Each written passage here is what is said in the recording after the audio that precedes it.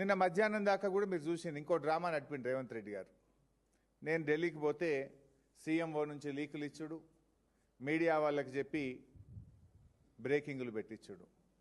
అంటే నీకు విషయం ఉన్నోడు ఈ పని చేయడు, విషయం లేని వాళ్ళే ఈ చిల్లర పనులకు దిగుతుంటారు. నేను మా పార్టీ అధినేత గౌరవనీయులు కేసీఆర్ గారి సూచన మేరకు వారి చెప్పిన పని కోసం రవిచంద్ర ఎంపీ గారు, నేను, వినోద్ కుమార్ గారు మేము ముగ్గురం ఢిల్లీకి పోయినాం. దట్స్ ఓపెన్గా శంషాబాద్ ఎయిర్పోర్ట్ నుంచే పోయినాం ఢిల్లీకి. దాంట్లో పెద్ద సీక్రెట్ లేదు, అంతకంటే రహస్యము లేదు. సరే, కాళేశ్వరంకి సంబంధించిన కేసు రేపు జడ్జిమెంట్ ఉంది.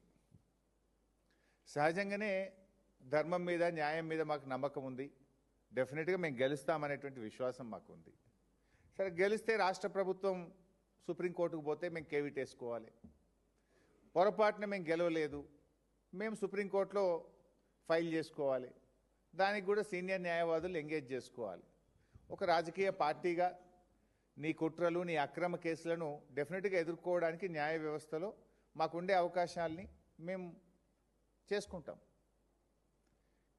అదేవిధంగా మీ రాహుల్ గాంధీ ఏమో రాజ్యాంగాన్ని చేతిలో పట్టుకొని నేనే రాజ్యాంగ పరిరక్షణ లెక్క ఆయన పోజులు ఇస్తాడు. నువ్వేమో రాజ్యాంగ భక్షకుడివి, బీఆర్ఎస్ ఎమ్మెల్యేలను లాక్కుంటివి.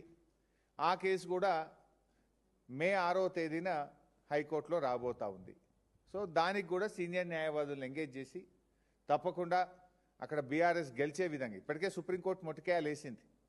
సరే, అది ఎంత దుర్మార్గంగా ఉందంటే కాంగ్రెస్ పార్టీ బీఫామ్ మీద ఎంపీగా పోటీ చేసి నేను ఇంకా బీఆర్ఎస్లే ఉన్నానే ఎమ్మెల్యే చెప్పడం ఒక నేరమైతే, ఇంకా స్పీకర్ గారు అయితే లేలే ఆయన బీఆర్ఎస్లే ఉండడానికి స్పీకర్ తీర్పు ఇవ్వడం ఇంకా ఘోరం.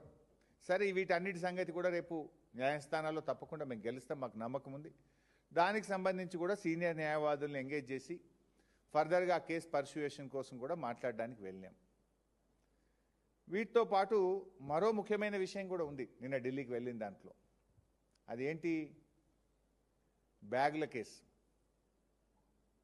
బ్యాగుల కేసు ఒకటి ఉంది కదా, ఓట్ ఫర్ నోట్ కేసు. ఆ కేసు కూడా రేపు సుప్రీంకోర్టులో మధ్యాహ్నం 3:30కు వస్తుంది.